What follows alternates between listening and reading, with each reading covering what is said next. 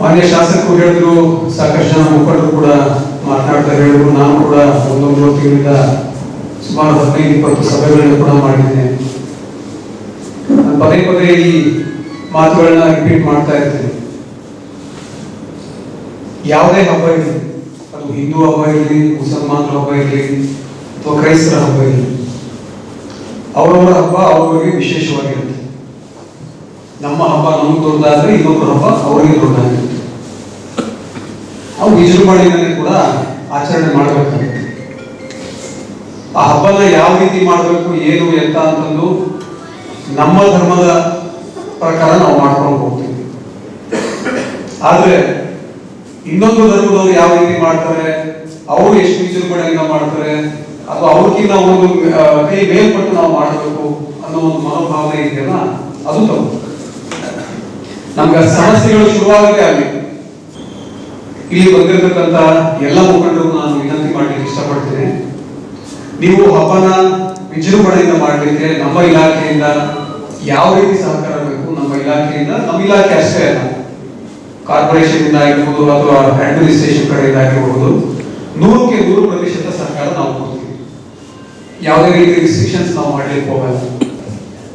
Road ನಲ್ಲಿ ನಿಂತ್ಕೊಂಡು ಕಲ್ಲು ಹೊಡ್ಕೊಂಡು ಅಥವಾ ಕೈ ಮಿಲಾಯಿಸ್ಕೊಳ್ಳೋದು ಅದು ನಾಗರಿಕರ ಲಕ್ಷಣ ಅಲ್ಲ. ಭಿನ್ನಾಭಿಪ್ರಾಯ ಬಂದಾಗ ಕೂತು ಮಾತಾಡ್ಕೊಳ್ಬೇಕಾಗುತ್ತೆ. ಗುರು ಹಿರಿಯರು ಇರ್ತಾರೆ, ನಾವಿರ್ತೀವಿ, ಚುನಾಯಿತ ಪ್ರತಿನಿಧಿಗಳಿರ್ತಾರೆ, ಹೋಗ್ಬೇಕು, ಮಾತಾಡ್ಕೊಳ್ಬೇಕು, ಬಗೆಹರಿಸ್ಕೊಂಡ್ರೆ ಎಲ್ಲರೂ ಕೂಡ ನಾವು ಸಲೀಸಾಗಿ ಯಾವುದೇ ಇಶ್ಯೂಸ್ ಇಲ್ಲದೇ ರಿಸಾಲ್ವ್ ಮಾಡ್ಕೊಳ್ಳೋದಕ್ಕೆ ಸರಿ ಹೋಗ್ತದೆ. ಈ ಒಂದು ಕಹಿ ಘಟನೆಗಳಿಂದ ನಾವು ಏನ್ ಪಾಠ ಕಲ್ತಿರ್ತೀವಿ ಆ ತಪ್ಪನ್ನ ಮತ್ತೆ ಮಾಡ್ಲಿಕ್ಕೆ ಹೋಗ್ಬಾರ್ದು. ಇದು ಸಮಾಜದ 99.9% ವ್ಯಕ್ತಿಗಳು ಯಾರು ಮಾಡೋದು ಬರೀ 0.1%. ನಾನು ಲಾಸ್ಟ್ ಟೈಮ್ ಒಂದು ಪರ್ಸೆಂಟೇಜ್ ಕೂಡ ರಾಗಿ ಮಾತಾಡ್ತಾ ಹೇಳ್ತಾರೆ. 0.01 ಕಮ್ಮಿ ಪ್ರತಿಶತ ಕಿಡಿಗೇಡಿಗಳಿರ್ತಾರೆ. ಈ ವರ್ಷನೂ ಈಗಾಗಲೇ ನಾವೆಲ್ಲ ತಯಾರಿ ಕೂಡ ಮಾಡ್ಕೊಂಡಿದ್ವಿ. 253 ಜನ ಲಾಸ್ಟ್ ಟೈಮ್ ಯಾರ್ಯಾರು ಇಶ್ಯೂ ಮಾಡಿದ್ರು, ಯಾರ್ಯಾರು ರೋಡಿ ಶೀಟರ್ಸ್ ತರಲೆ ಮಾಡಬೇಕಾದ್ರೆ ಎಲ್ಲಾರು ಆಗಲೇ ಕ್ರಮ ತಗೊಳ್ತಾ ಇದ್ವಿ. ಯಾರಾದ್ರೂ ತರಲೆ ಮಾಡ್ತಾರೆ ಅಂತಂದ್ರೆ ನಿರ್ದಾಕ್ಷಿಣ್ಯ ಕ್ರಮ ತಗೊಳ್ತೀವಿ. ಒಂದು ಹಬ್ಬ ಮಾಡ್ಕೊಳ್ಳುವಾಗ ಏನೋ ಸಮಸ್ಯೆಗಳು ಮಾಡ್ತಾರೆ ಅಂತಂದ್ರೆ ನಾವು ಕೈಗೊಳ್ಳಿಕ್ಕೆ ಆಗಲ್ಲ. ಸಾರ್ವಜನಿಕರು ನಾವು ವಿನಂತಿ ಮಾಡೋದು ಏನಂತಂದ್ರೆ, ನಿಮ್ಮ ಸುತ್ತಮುತ್ತ ಯಾರಾದ್ರೂ ತೊಂದರೆ ಮಾಡ್ತಾ ಇದ್ದಾರೆ ಅಂತಂದ್ರೆ ನಾವು ಗಮನ ತಗೊಳ್ಳಿ. ಮುಲಾಜಿಂದ ಅವ್ರು ಮಾಡಕ್ ಹಾಕ್ತೀವಿ, ಕೇಸ್ ಕೂಡ ಮಾಡ್ತೀವಿ, ಒಳಗೆ ಕೂಡ ಹಾಕ್ತೀವಿ. ಸುಳ್ಳು ಮಾಹಿತಿಯಿಂದ ಈಗಾಗಲೇ ಒಂದು 15-20 ಕೇಸ್ ಕೂಡ ಮಾಡಿದ್ವಿ 15 ದಿನಗಳಿಂದ. ಯಾರಾದ್ರೂ ಸುಳ್ಳು ಮಾಹಿತಿ ಏನಾದ್ರು ಮಾಡ್ತಾ ಇದ್ದಾರೆ ಅಂತಂದ್ರೆ 1 ತಿಂಗಳು 2 ತಿಂಗಳು ಜೈಲಲ್ಲಿ ನಾವು ನೋಡ್ಕೊತೀವಿ. 100% ನಾವು ಕೇಸ್ ಮಾಡ್ತೀವಿ. ಯಾವುದೇ ಕಾನೂನು ಸುಮ್ಮನೆ ಬಿಡಲ್ಲ. ಇನ್ನೊಂದು ಸಾರ್ವಜನಿಕರಿಗೆ ನಾನು ತಿಳಿದು ಹೇಳೋದು ಏನಂತಂದ್ರೆ, ಆ ರೀತಿ ಏನಾದ್ರು ಮೆಸೇಜ್ ಬಂತು, ಪ್ರೊವೋಕೇಟಿವ್ ಮೆಸೇಜ್ ಬಂತು ಅಂದ್ರೆ ನೀವು ಆ ಎಮೋಷನಲ್ ಅಥವಾ ವಿಷಯ ಸೈಕಲ್ ಹೋಗಬಾರ್ದು. ನಮ್ಮ ಇಲಾಖೆಯಿಂದ ಕ್ಲಾರಿಫೈ ಮಾಡ್ಬೋದು. ಲಾಸ್ಟ್ ಬಾರಿ ಸಾಕಷ್ಟು ಈ ರೀತಿ ಘಟನೆಗಳಾದವು. ಅವಾಗ ಏನಾಯ್ತು, ಯಾರು ಪ್ರಮುಖರಿದ್ದಾರೆ ಅವರೆಲ್ಲರೂ ಸರಿ ಹಿಂಗೆ ಆಗ್ತಿದೆ, ನಿಜನಾ ಸುಳ್ಳ ಅಂತ ಕೇಳಿದ್ರು ನನಗೆ. ನಾವೇ ಕ್ಲಾರಿಫೈ ಮಾಡ್ತೀವಿ. ಆಮೇಲೆ ಅವರೇ ಕೂಡ ನಮ್ಮ ಗ್ರೂಪ್ಸ್ ಗಳಲ್ಲಿ ಕ್ಲಾರಿಫಿಕೇಶನ್ ಮೆಸೇಜ್ ಹಾಕೋದು. ಎರಡನೇದು, ಈ ಪ್ರೊವೋಕೇಟಿವ್ ಫ್ಲೆಕ್ಸ್ ಮತ್ತೆ ಬ್ಯಾನರ್ಸ್ ಇದ್ದರೆ ಮೇಜರ್ ಇಶ್ಯೂಸ್ ಆಗ್ತದೆ.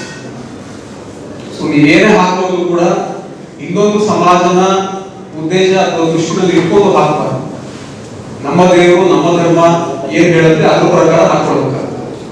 ಅದನ್ನ ನಮ್ಮ ಪೊಲೀಸ್ ಇಲಾಖೆ ಬಹಳ ಸೂಕ್ಷ್ಮವಾಗಿ ನಾವು ಅದನ್ನ ಗಮನ ಹರಿಸ್ತೀವಿ. ಏನಾದ್ರೂ ಪ್ರೊವೋಕೇಟಿವ್ ಆಗ್ತದೆ ಅಂತಂದ್ರೆ ಕೇಸ್ ಮಾಡೇ ಮಾಡ್ತೀವಿ, ಅವ್ರನ್ನ ಒಳಗೆ ಹಾಕಿ. ಇದ್ರಲ್ಲಿ ಯಾವುದೇ ರೀತಿ ಮುಲಾಜಿಲ್ಲ.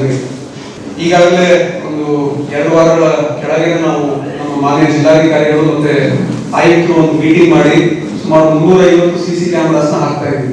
ಎಂಟೈರ್ ಸಿಟಿ ಹಾಕ್ತಾ ಇದ್ವಿ. ಅದ್ರ ಜೊತೆಗೆ ಡ್ರೋನ್ ಕ್ಯಾಮೆರಾಸ್ ಕೂಡ ಹಾಕ್ತಾ ಇದೀವಿ.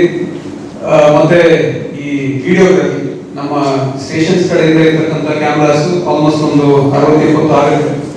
ಅದ್ರ ಜೊತೆಗೆ ಒಂದು 40ಕ್ಕಿಂತ ಹೆಚ್ಚು 40-50 ಕ್ಯಾಮೆರಾಸ್ ಪ್ರೈವೇಟ್ ಅವರನ್ನು ಕೂಡ ನಾವು ಹೈರ್ ಮಾಡಿಕೊಂಡು ಎಂಟೈರ್ ಈವೆಂಟ್ಸ್ ಏನೇನಾಗುತ್ತೆ, ಈ ಕುಲಾಗಿ ಗಣಪತಿ ಆಗಿರ್ಲಿ, ಅದನ್ನ ವಿಡಿಯೋಗ್ರಫಿ ಕೂಡ ಮಾಡಿಸೋ ವ್ಯವಸ್ಥೆ ಮಾಡಿದೀವಿ ಅಂತ ಹೇಳ್ತಾ, ಯಾರ್ಯಾರು ಕಿಡಿಗೇಡಿಗಳಿದ್ದಾರೆ ಅವ್ರ ವಿರುದ್ಧ ಏನೇನು ಕ್ರಮ ತಗೊಳ್ಬೇಕು. ದಿನಾಗಲೂ ನಾವು ಪಿಟಿ ಕೇಸ್ ಕೂಡ ಸಾಕಷ್ಟು ಆಗ್ತಾ ಇದ್ದೀವಿ. ನಾನು ನಿನ್ನೆ ಮೀಡಿಯಾ ಗ್ರೂಪ್ ಕೂಡ ಶೇರ್ ಮಾಡಿದ್ದೆ. ಇವತ್ತು ಒಂದು 4-4 ಸಾವಿರ ಯಾರು ಕಿಡಿಗೇಡಿಗಳಿದ್ದಾರೆ, ಹೊರಗಡೆ ಔಟ್ಸ್ಕರ್ಟ್ಸ್ ಅಲ್ಲಿ ಗಾಂಜಾ ಸೇವನೆ ಮಾಡ್ತಿರ್ತಾರೆ ಅಂತವ್ರು ಕರ್ಕೊಂಡ್ಬಂದು ಕನ್ಸಂಪ್ಷನ್ ಮಾಡಿದಾರ ಅಂತ ಕೂಡ ಟೆಸ್ಟ್ ಮಾಡಿಸ್ತಾ ಇದೀವಿ. ಗಾಂಜಾ ಪೆಡ್ಲಿಂಗ್ ಕೇಸಸ್ ಕೂಡ ಮಾಡ್ತಾ ಇದೀವಿ. ಏನಂದ್ರೆ ಇಂಟಾಕ್ಸಿಕೆಂಟ್ಸ್ ಇಂದನೇ ಬಂದು ಇಶ್ಯೂಸ್ ಮಾಡ್ತಕ್ಕಂಥ ಒಂದು ಪ್ರವೃತ್ತಿನ ಇಟ್ಕೊಂಡಿರ್ತೀವಿ. ಅದನ್ನು ಕೂಡ ಮಾಡ್ಕೊಂಡು ಔಟ್ಸ್ಕರ್ಟ್ಸ್ ಅಲ್ಲಿ ಅಡ್ಡಗಳನ್ನು ಮಾಡ್ಕೊಂಡು ಅದು ಏರಿಯಾ ಡಾಮಿನೇಷನ್ ಮಾಡಿ ಸ್ಟೇಷನ್ ಕರೆದು ಒಂದಿನ ಇಟ್ಕೊಂಡು ಅವರೆಲ್ಲರೂ ಬುದ್ಧಿವಾದ ಹೇಳಿ ತಂದೆ ತಾಯಿ ಕರೆಸಿ ಮಾತಾಡಿ ನಾವು ಹೇಳಿ ಕಳಿಸ್ತಾ ಇದ್ವಿ. ಸೊ ದಟ್ ಅವ್ರ ಒಂದು ಸೋಷಿಯಲ್ ಬೈಂಡಿಂಗ್ ಕೂಡ ಇರುತ್ತೆ ಅಂತದ್ದು. ಈ ಬಿಗಿ ಕ್ರಮ ಎಲ್ಲವನ್ನು ಮಾಡ್ತಾ ಇದ್ದೀವಿ ಇಲಾಖೆಯಿಂದ. ಸೊ ನಿಮ್ಮ ಸಹಕಾರ ಚುನಾಯಿತ ಪ್ರತಿನಿಧಿಗಳಾಗಿರಲಿ ಅಥವಾ ಸಮಾಜದ ಮುಖಂಡರುಗಳಾಗಿರಲಿ ಅಥವಾ ದೇವಸ್ಥಾನ ಅಥವಾ ಮಸೀದಿ ಕಮಿಟಿಯ ಅಧ್ಯಕ್ಷರುಗಳಾಗಿರಲಿ ನಮ್ಮೆಲ್ಲರ ಸಹಕಾರ ಕೂಡ ನಮ್ಮ ಇಲಾಖೆಗೆ ಮತ್ತೆ ಸಾರ್ವಜನಿಕರಿಗೆ ಇರಬೇಕು ಅಂತ ನಾನು ಕೇಳ್ಕೊಳ್ತಾ ನನ್ನ ಮಾತನ್ನು ಮುಗಿಸ್ತೀನಿ.